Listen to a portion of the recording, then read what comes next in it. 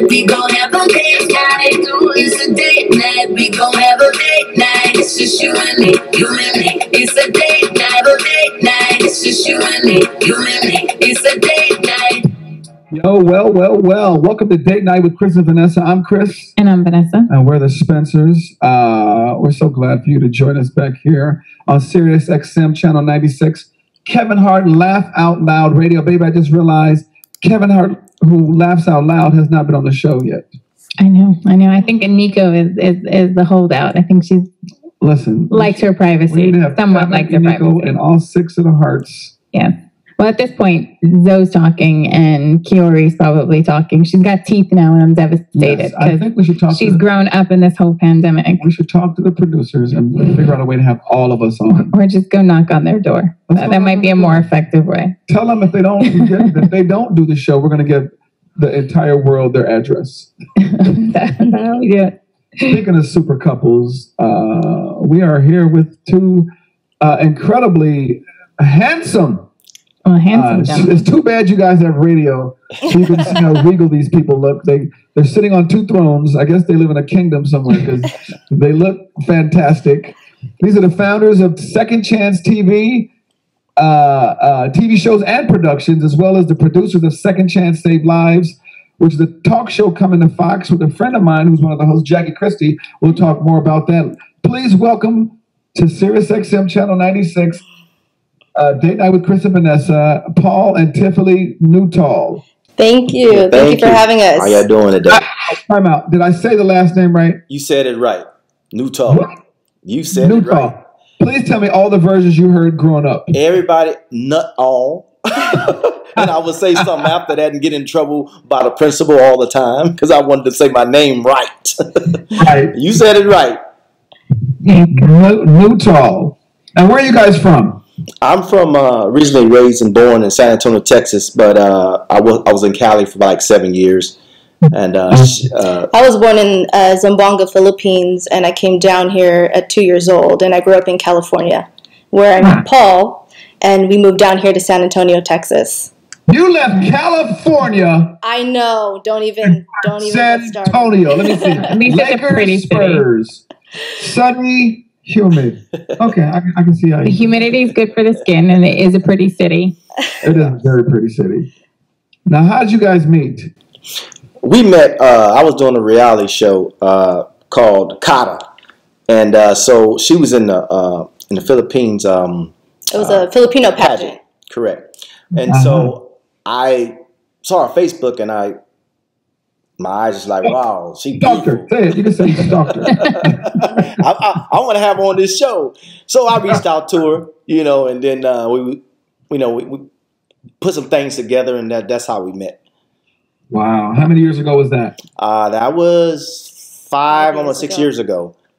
Wow. Right. And where in California were you guys? I was in Rancho Palos Verdes, California. And I was in Santa Clarita, California. Right. Yeah. And so you saw her. How did you guys connect? Unfortunately, everybody of one particular person was jealous of her that was on the show, and usually if someone's on the show at the time you're doing a reality show, they run. See if you got any warrants and stuff like that, that happened on that Tower Bank show when the police came and got them. So, so there was drama before the reality show happened. So they should have filmed before. But basically what happened, there was just a lot of, what's that word? What's her name? Ariana Vasquez. It's on his bio. It's on my bio. You hit it. Like I told everything. I'm like Eminem. Yeah. I'm gonna tell you everything you don't know about me, so you'll know. So when you look me up, you'll see it. So I put it all on my bio. So if you click on it, you know who she is. So unfortunately, that reality show fell through, and so Paul shared with me Second Chance, where he was helping fallen celebrities, and it really evolved over the time because he also then shared with me he was trying to help athletes kind of get their start, just helping people, give them a second chance. And so I had met up with him, and I shared with him the idea of evolving that into helping the whole world and just helping anyone who needed help. And so that's where we got together and we founded Second Chance Saves Lives. And so now we've kind of pushed through from Second Chance Saves Lives TV show now to Forgotten Prisoners, which we're going to be producing that in the summer. Wow. Yes. So, Paul, when you started this journey, was your goal television? Yeah, well, you know what? My goal was television. It was to get fallen celebrities like I helped 𝐸𝐤�ou𝐫𝐢 Jr., John from the group Troop. It was a lot of people that I kind of collaborate with it. You know, with even Jackie. She was doing her own thing, but still, we met, and that's how I was able to get Jackie Christie on our show to come down to San Antonio. I started Hart James from Speed. I'm just getting these people together, you know. Then we had this big red carpet where we had like Sade perform some things. Wow. Randy Gill was Randy Gill's brother, so Randy Gill performed. We had Jada from the Bad Girls Club, you know, because Oxygen closed them out, but she can sing, so I had her album produced, and she got on the show and sung. Then we had Frankie Razor from American Idol. All these people, you know, even me and Miguel Núñez Jr. was the host. So, and the Ola Ray, I met Ola Ray through there. So we just thought, from Thriller. Ola Ray from Thriller, yes. So I just started helping everyone. So I just thought, you know, I wanted to get a show called Second Chance, you know, Fallen Celebrities. And then when she came up with the idea, it was like, you know, things that happen in your life, you should come up with something like, you should help out the whole world. And at that point in time, I was like, you know, you're right. And we did a synopsis episode where a woman needed a kidney transplant to get a kidney because again, she had these kids and she kept going back and forth in California. And next thing you know, it hit off. You know, the show hit off, and that's why, you know. Then we continue to go with Second Chance Saves Lives, and from there, people saw submitting all over the world. It wasn't just, and then we was on Daily Mail with Michael Harris trying to get him released, and that's when it went all over, and people came to us, and that's how I started forming to be a better production, bigger production. Before we go any further, tell us about the situation with the Nigerian scam. Okay, so whatever you. This is back in 2002, 2003. I was on Yahoo back at the time. And they sent me a letter saying that you want a job, we can help you. And I was like, nah, I don't need a job. You know, I'm doing good with training with Chris Bird, sparring with him to get him ready for Evander Holyfield. I'm getting paid from Don King. I'm good. But he asked me, what do you do? And I talked to him about it. And he said, hey, is it? So he switched the script on me where I love boxing. That's my thing. So he like, well, can you train some Nigerian kids? I say, of course I can. So he said, I said, well, you going to pay me? I'm not going down there for Nigeria for anything. He said, no, I'm going to pay you a lot of money. I got 8 kids. So he came up with this number, $50,000. And I told him, okay, I can do it for $50,000, but you pay me first and then, or give me half now and I'll come down there and get half later. Okay. So we built a rapport together. He would talk to me and call me every day and talk about the kids and stuff and let me hear him and talk to him. And I thought maybe everything was legit. And then right after that, he sent me a check for $150,000. And I'm like, this is a lot of money. So I called him up and like, hey, you said 50. This is a $150,000 check. And it said Clinique from Nigeria, locals, whatever. And he says, oh, no, I added some more kids. You said you can train 16 kids in there. So I did, okay. So I went to the bank and told them, hey, put a hole in this check and make sure it's real. And the bank, me and bank manager was real cool. Okay, cool. So they did it. About 3 weeks later, he called me, asked me, have the check cleared yet? I told him, let me find out. I called, it cleared. And he said, okay, cool. So when you coming down? So I took APL, which annual personal leave, because I was running the juvenile home. I can just leave for like a month or two. And then I let him know. And he come back and said, hey, I got some bad news for you. I said, what's going on? He says, unfortunately, the kids dropped out. And I said, what do you mean? He said, they dropped out. So I'm going to need you to send me the money back. Right? And so it cleared. This is a federal bank, and the check was on hold, and it still cleared. So I said, well, if it cleared, I went back to talk to the bank manager. She said, hey, if it cleared, that means the check was good. So I didn't want to not keep the man's money. So I sent it back to him. He said, but for your problems and trouble, we might have 3 kids, so go ahead and keep $25,000, $30,000. I said, okay. So I sent them in different places and wiring to them. And in a month, not even a month, 3 months later, they called me to the bank. And that's when Secret Service was there and said this check was phony, you know, and I gave them all the information they wanted, and they still indicted me. So how can a phony check get cleared? That's what I'm saying. How can it get cleared? It got cleared. And they had to put a stop to it. A friend of mine is going through that exactly right now. Exactly. He has a famous wife. Right. They started off with a Japanese company, and then they said this check it was a Nigerian company. The check's going to come from Japan because she was going to perform in Japan, and they got this check. I think a similar situation happened with you. You keep X, send us back Y. Right. And the show got canceled or something. Right. Come to find out, very, very similar, if not exact situation that happened to you. And now he's responsible for that money. For paying. That's right. Yeah. Wow, that's insane. Yeah, but unfortunately, they can't find the people. They went MIA. They locked me up. Yeah, after I called him back, he went MIA too. His email, let's say, I sent it to the wrong email, kept coming back. A phone call, I called him Nigerian because I had long distance calls, whatever, across country, and it was off. I said, I'm hit, you know. And so I gave them everything they wanted, everything from the Yahoo Mail, everything. He says, well, just because you got this degree, that mean like you should have saw red flags or something like that. I'm like, I didn't see it. I said, cleared. I said, so what's the red flags I should see? So me and the Secret Service guy got into it. Brian Gibson, I'm gonna say his name, but he got upset with me, and then he went, and that's when he was on Barack Obama, and somebody else was on Hillary Clinton. That's all the Secret Service was on before they got president.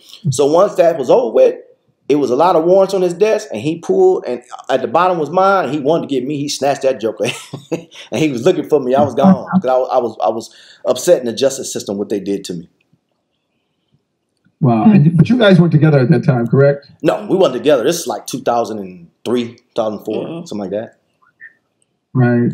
So how did you end up remedying your situation? How did your situation turn out?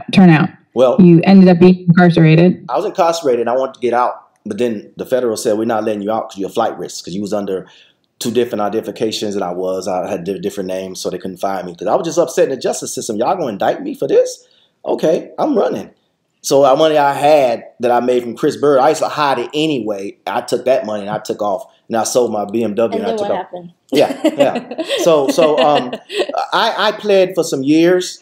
And then they came back and tried to go with my guidelines, saying that I was smart, look at my GPA from college and all these other things, because I was black, and they tried to slam me.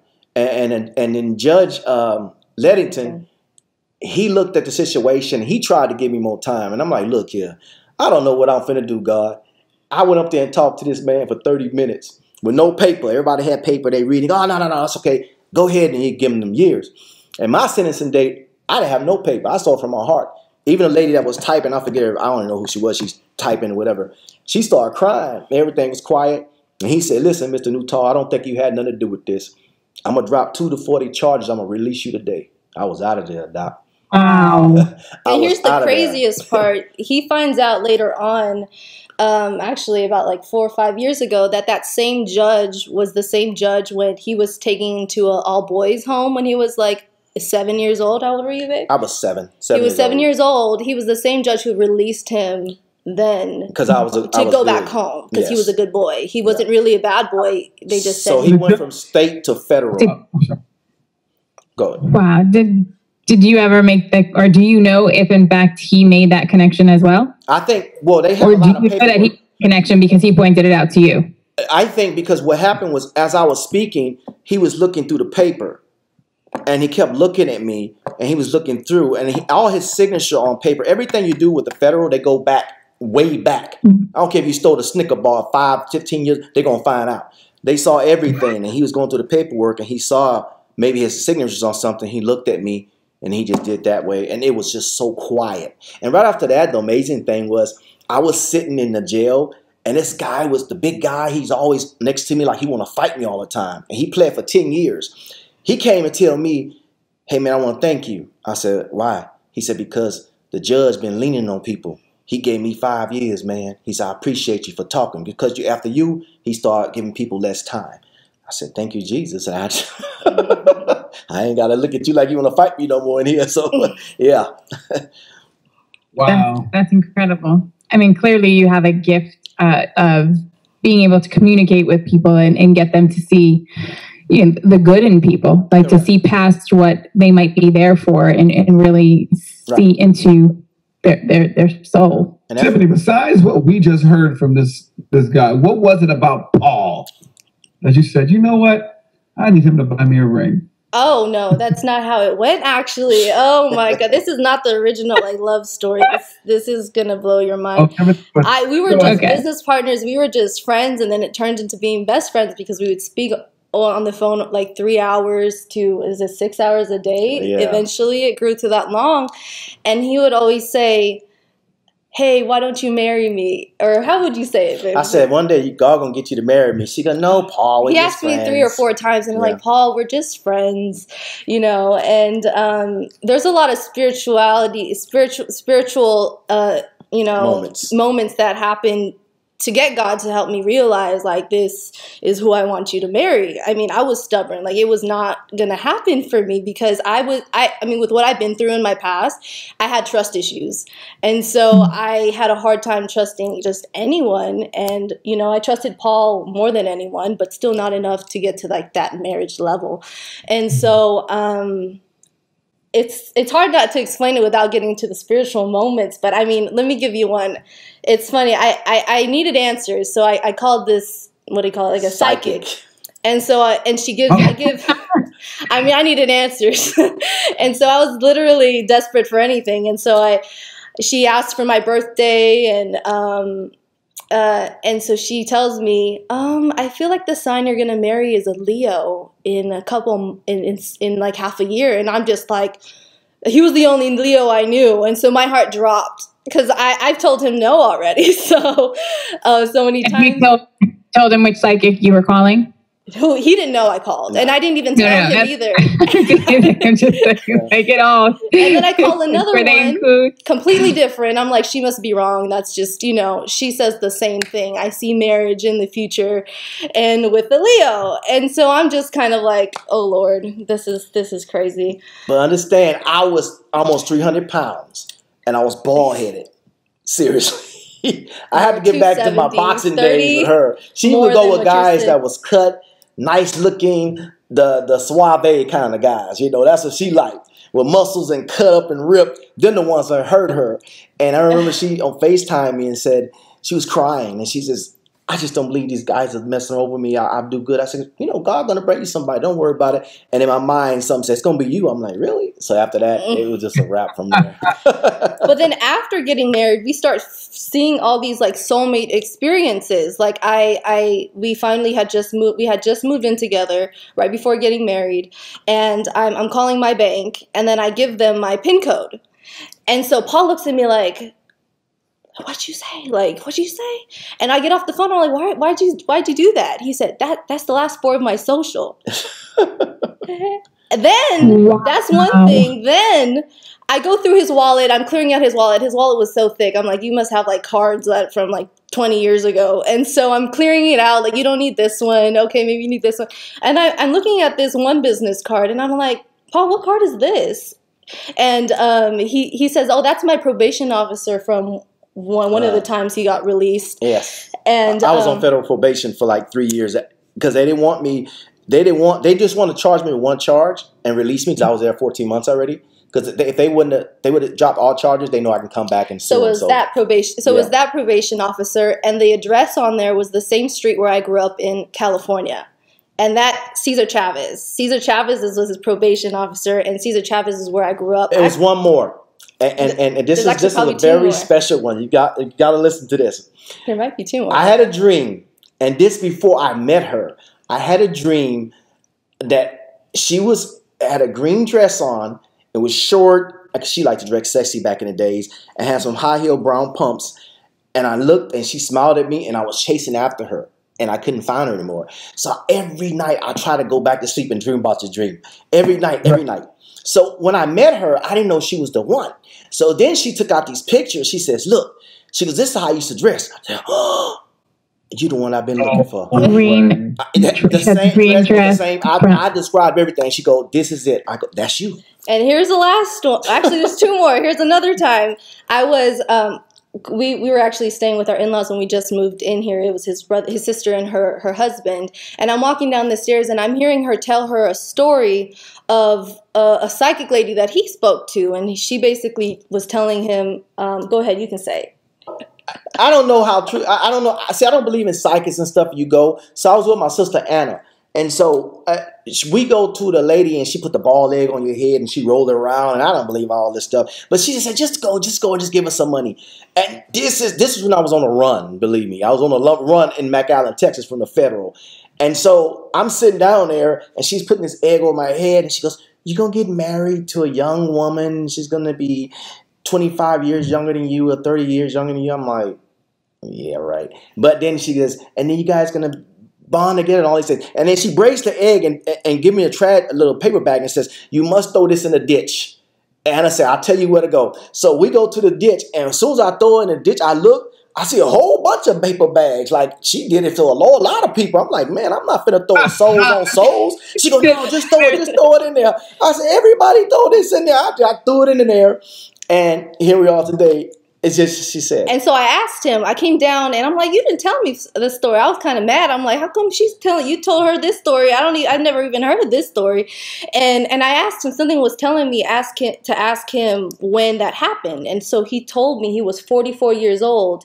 And at that time I was 19 years old. And that was the same year that a woman came into my job where I was working, and she told me that she was professing things that are actually happening now, that I was going to help people in the future, because I was asking her for answers. I didn't know if I should be a nurse like my parents were telling me, or I should be in business like my heart was telling me. And she said, "No, you're going to help people. I don't know what it is. You're going to help people." And then she tells me, "Oh, and I think you're going to have twins." And then I was just sitting. Once we got married, you know, Paul has 3 sets of twins, and it just clicked. Whoa. I'm like, wait, hold on. This 3 sets. Wow. So twins clearly run in your family. I got 8 kids and 12 grandkids. So the same time he saw that lady was the same time that lady came into my job. I didn't even know Paul. I didn't meet him till 5 years later. I was 19. I met him when I was 22. So I was just clicking all these dots after we got married, like these soulmate connections. And I think that's pretty much all of them, right? Yeah. So, So wait, first of all, I'm only asking the age difference because I'm trying to figure 25. this out. So I was 19 and he was 44. 25. Say 25 8 ditches. I'll be 53 next month, and she'll be 28 in February. So the same year the lady told me with the egg, 25-year difference. Mm-hmm. And it was 25 difference. Tell me what both of your, tell me what I'm sorry, Tiffany, your parents. You How bring did they home react this to old ass brother. Suit wearing. My parents are very strict to begin with. I mean, they were very traditional, like since they were already prepping us since we were like 7 or 8 years old. You're going to marry a Filipino. It's going to be in these professions, and you're going to be a nurse or a doctor. And I grew up kind of brainwashed thinking I'm going to be a doctor. And I found out how long it took to be a doctor. And I'm like, I'm definitely not going to be a doctor. and so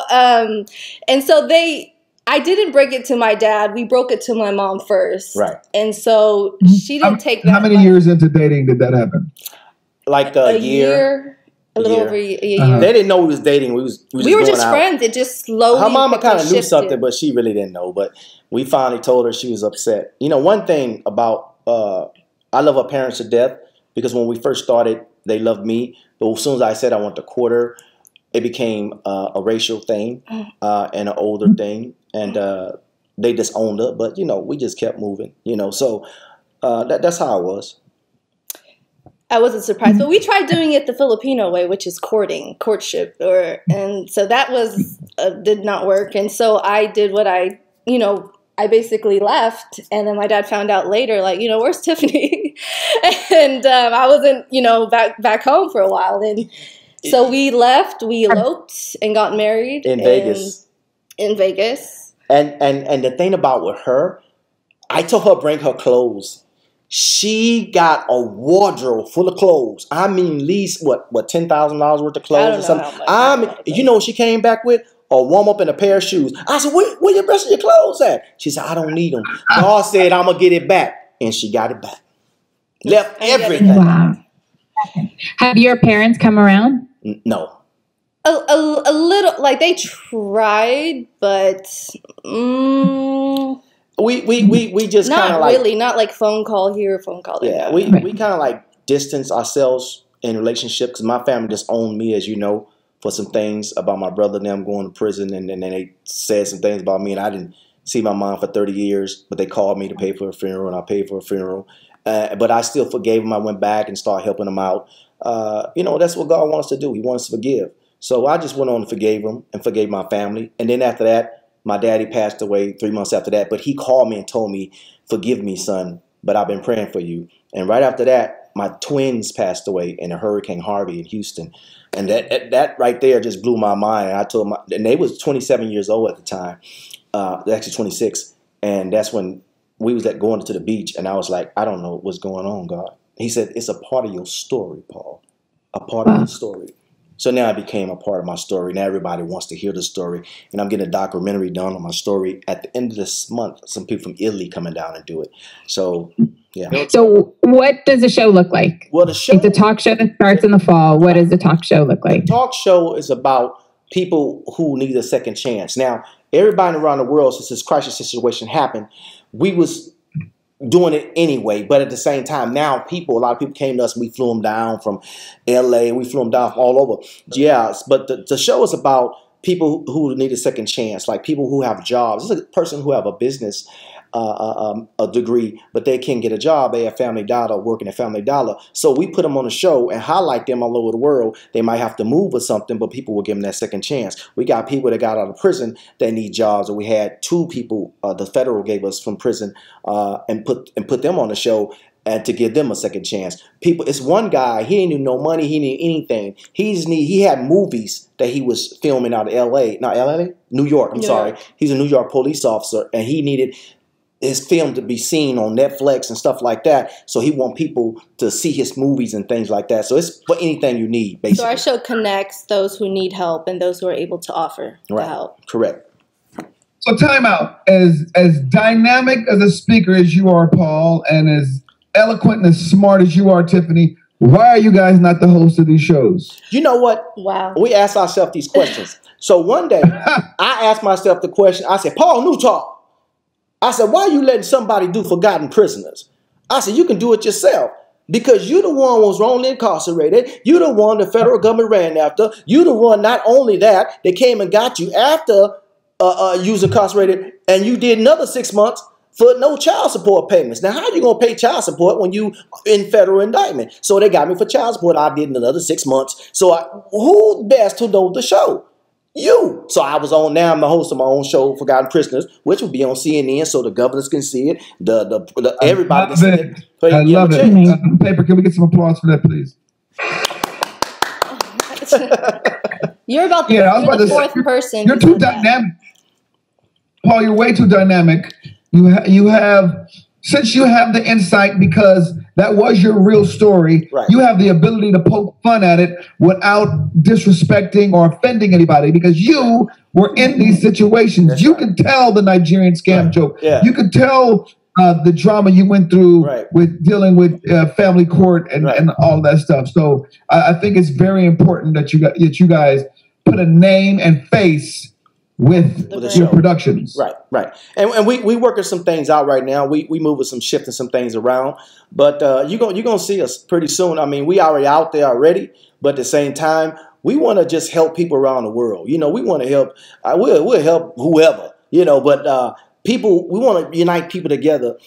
And I see it in its perspective of you guys and being a married couple, and in us black, black, Philippine, interracial relationships, and people not getting jealous of everyone, and everyone just coming to help everybody unite together. You know, everyone needs that help. So when that pandemic hit, everybody was on their knees praying, even though if they know God, it was, hey, please, judges, please help me, because the pandemic hit and everyone was scared at that time. But at the same time, we just need to unite together as one. We got people in prison who was wrongly incarcerated, like I was. he'd been there too long, like I was, and Michael Harris was. So you look at these individuals, and once their appeals run out, then you need lawyers. They don't have money for these lawyers. So I go into the system with the help of the government, because now we teamed up with some federal people that say, listen, we can get you in there and just help us. Get people off our back, Mr. Nutall. That's what you're doing for us. Thank you very much. I don't care if I can help you now. I'm not helping you. I'm helping these people get out. And you can help me, but I'm gonna help these people. So that's what the cause of this situation is. And plus the radio station, we have that as well. Second Chance Radio. These are the people who got the second chance before in life, or the people who had a second chance. They want to talk about their second chance. Or that's who what are the radio giving show. second chances to others as Correct. well. And that's what this radio show is about. And where can people listen to the radio, like your radio show? So Oxygen, I talked to people from Oxygen, and they want it. They want us to do some episodes for it, which we're going to be having a busy summer this summer, just filming all of it. 2 episodes a day for the TV show, 2 episodes a day for the radio show, and Forgotten Prisoners, we're just going to do 1 episode pilot, and we're going to send that off, and then we're going to start doing that. But it'll be radio TV. It won't just be, we'll be able to see our host, our 4 hosts, bring in 1 radio guest and all of that. Kind of like Howard Stern or Joe Rogan, where there's actually a platform. Like the real, or the real, or what was that one? Gary. The View? The View. And the one Gary. Oh, you're talking about Dish Nation. Dish Nation, stuff like that. Yeah. Right, Dish Nation. Mm-hmm. Okay. So there's some things we like to ask couples. Yes. Y'all being a couple. How many years you guys been married now? Almost 4. November 20th. Right. No kids together. No kids together. No. Well, she got my kids, so yeah, she got kids now. They be calling her nanny, grandma. She go, huh? Nana. Nana. My grandkids call her Nana. Nana. This is a funny thing. I actually, before we got married, just really quick, I remember praying to God, I want to be surrounded by grandkids. And then, then I ended up marrying Paul. 12 grandkids later, I was like, I wasn't expecting it this way, Lord. I was I kind of want them to come from my kids, like and maybe a couple my own years our kids and kids, but I get okay. No, you get to be a grandma young, and then when they're grown, you guys are still young and do your thing. It's like a great combination. Yeah, it's actually not bad. No, it's like ours are almost. We've got one almost 2 year, a year and a half away. It's so crazy. 2 years. 2 years. I'll say 2 years from graduating high school. And no, they're 30 years from having kids. But they're 2 when the oldest is 2 years from graduating from high school, and the other is 4. But I'm enjoying them at home, and I will miss them. But I look forward to those days of kind of empty nesting and just enjoying each other's company. Because certainly whether it's kids or grandkids, they've got you running. Right. They've got you wrapped around their finger, and they've got you running. That's right. Those 2 things almost go hand in hand together, right? Yes. So we like to ask our guests these questions. Your favorite quality about your spouse? My favorite quality about my spouse is she's smarter than me. I thought I was smart. I thought I knew everything in the world, how to do this, how to do that. And when she started doing the website, she was like, wait, hold on. We're going to get somebody. We're going to pay. She said, no, we ain't going to pay nobody. She said, I'm going to do it. And look at, when she did all these things, I sat back and watched. And I said, I got a little upset. And I'm like, I'm supposed to be the leader, God. What's going on? He said, listen. He said, you are the speaker. You can speak. You can run it. She got a brain that, like when you ran the juvenile home, who did you have to help you? You didn't do it yourself. You had HR. You had a lot of people to help you. And that's what she is, your HR. And I said, okay. I stepped back and let her do her thing. And she did an incredible job. That's what I like about her. She's so smart and not just beautiful, but she's just a smart person. And I didn't think she had it all in her, So he doubted me, basically. I basically, but, now I'm like, okay, baby, can you do this? Now I'm putting it all on her now. And she does it. Yeah. What about you, Tiffany? I love that Paul makes me laugh. He's super funny. Even when we were just friends and I was down, he would just bring up, he is the king of small talk. He can just bring up anything, out of out of nothing. And so I really love his humor and just his upbeat spirit. And it's not just for me. Everyone that he speaks to, if they're going through something, he brings them back up and puts a little word of God in there. And then they are like, thank you so much for that word. Like, you know, you've uplifted me and encouraged me. And so I think that's a strong and great quality that he has that most people, I don't know how most people, but a lot of people don't really have. So. And I think that some people take for granted the value and importance of small talk because, you know, not everybody has the depth or ability to have not at all a deep conversation or, you know, an intellectual conversation, but they still want to be seen and they have things to say and they want to be heard. So it really is a gift. It definitely is a gift. And people person. It's a very sweet quality, Tiffany, that you point out. What are your greatest hopes for where this world will be in 5 years? My greatest hopes of what this world going to be in 5 years, because I got a call from the UK one day and they said, listen, we like your Second Chance show. They said, let's go global. They said, let's buy a platform like McDonald's. The sesame seed bun and lettuce and everything to go together. We get our own celebrity person in the UK, and then we'll use the same platform and we'll buy for Second Chance. Now you got China that's coming to us saying, wait till the show airs. Understand, we are the licensor, they are the broadcaster. So we can syndicate the videos or syndicate anything or do anything because it belongs to all of us. So now I'm looking at 5 years that we going global and everybody around the world can help their own country. Everybody have money in their own country. They just don't know how to utilize it the right way. Now they see how to utilize the right way. Now they can say, let's get it done, just like the UK. And piggybacking off of that, I really hope that our shows really inspire people, you know, motivate them, influence and inspire them to then step in their own lives and help other people. You know, just seeing that people from the community stepping forward and helping whoever comes on our show to just be like, wow, that's such a great thing that they did to help them. And then now that's in their head to say, I want to help this person that God brings in my life right now. You know, I want to help them too. And just kind of passing that forward and being kind of the role model show for them in their own lives. Yes. Amazing. And I love that it's all about everybody looking within in their own space. You know, you're not having to go outside borders necessarily to provide help. It's what's happening in your own backyard. Right. Shift and change that there. No, I was going to say, who's the romantic one? Me. He likes to think that. Look here, this is what I used to do.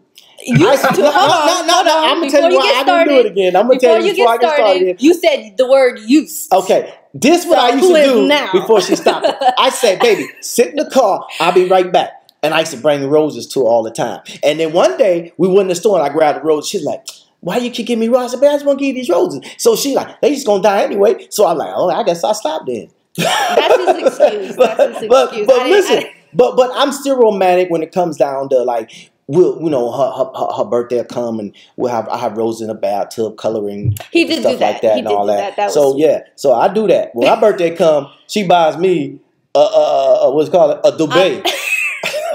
Hilarious. A duvet. I buy what he needs, not what he wants. I bought him a bidet. I said, that ain't gonna matter. Bidet. I'm sorry. I thought I heard duvet. You said bidet. Yes, a toilet bidet. Yeah. That was for him. Well, that was for him or for you? That was a shared item? Like, that was a gift for both? It's now a shared item. Booty better with this thing I found. Yeah, that's right. Hey, but I like it though. He uses it every day. Well, it's like everybody spends the money on a Toto toilet seat. So it's either the bidet or the Toto toilet seat. It's all the same thing. Yeah. I would. Right. Everybody else enjoys it. You guys should too, right? Yeah. This is like our favorite question because it always stumps people. So, if you guys were getting ready for a date night, what would be the top 5 songs on your date night playlist? My top 5 songs will be Johnny Gill, right? Which song? Johnny Gill.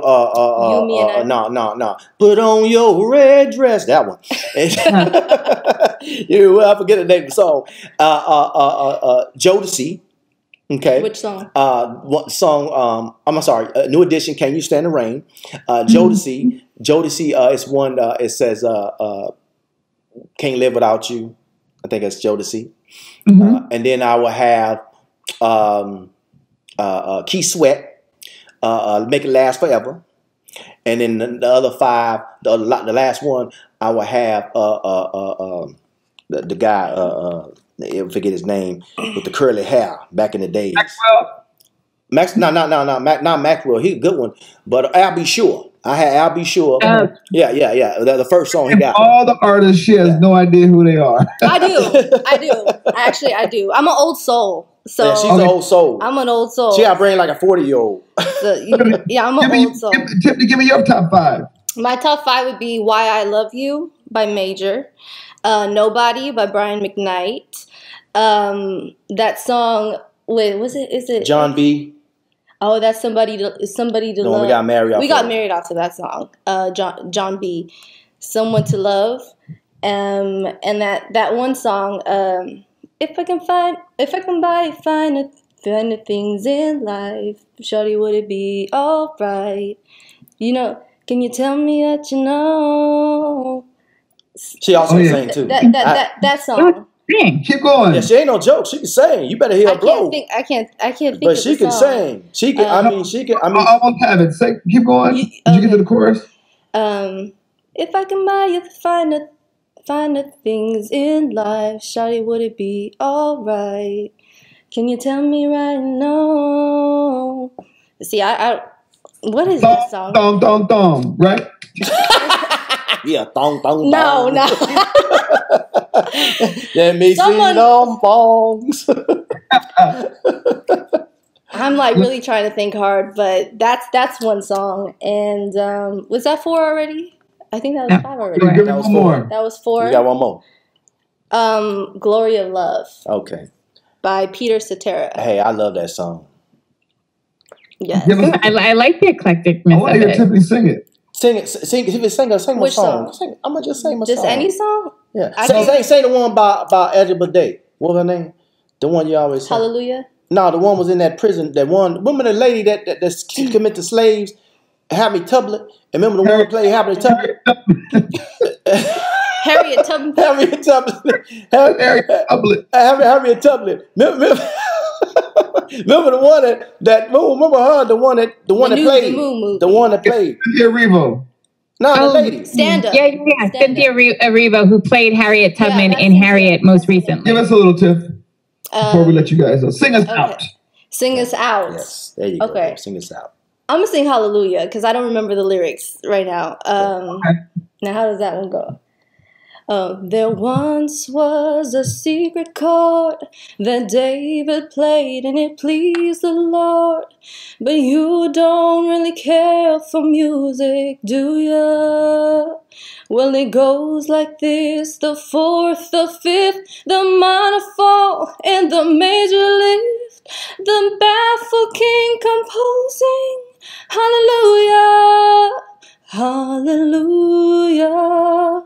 hallelujah, hallelujah, hallelujah. Wow.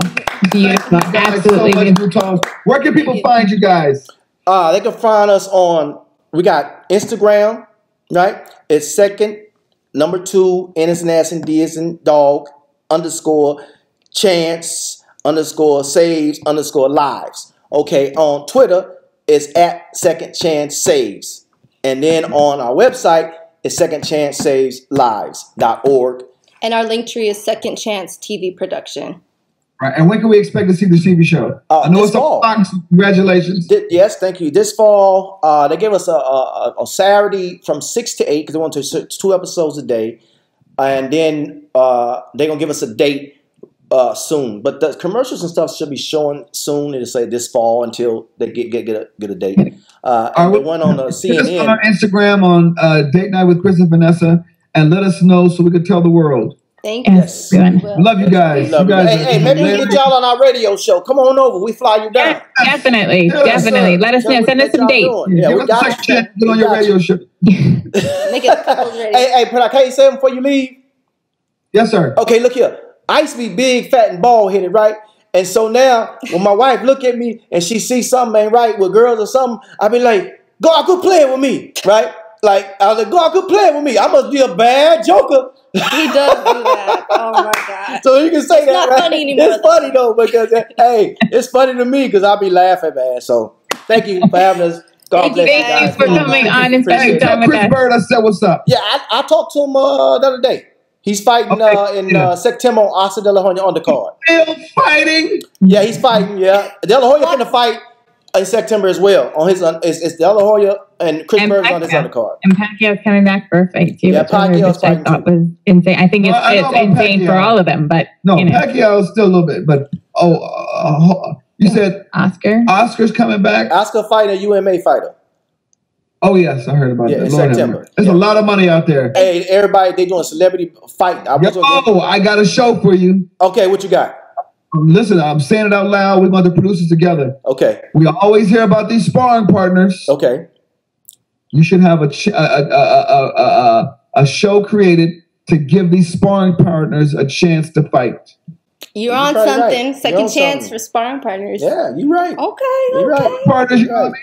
A lot of them, they get that big chance. They fail, for lack of a better word, and then they end up being sparring partners for all these people. But they still have skills, but they never get a chance to get to the top again. To the top. That's a good idea because I was 0-6 in boxing, and then they said, "Listen, we're gonna shift you to be a sparring partner." I said, "Okay, I'm gonna come back after everything come back. I'm gonna get everybody walk me to the ring, and I want to fight Evander." Right. In a so what happens with sparring partners a lot? They get comfortable with that sparring partner check. Right. Right? Yep. And they get comfortable. Like, why do I want to go train and go through all the arduous process of trying to become a heavyweight champion? I'm making 6 figures or whatever as a sparring partner. I'm still going to travel around the world. He eating a steak, I'm eating a steak. He eating lobster, I'm eating lobster. And you get comfortable. But you never get a chance to realize your full potential. Right. All right. Love you guys. All right. Thank you so much. God bless you.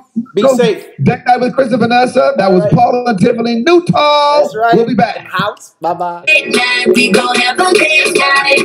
It's a date night. We gon' have a date night. It's just you and me, you and me. It's a date night, a date night. It's just you and me, you and me. It's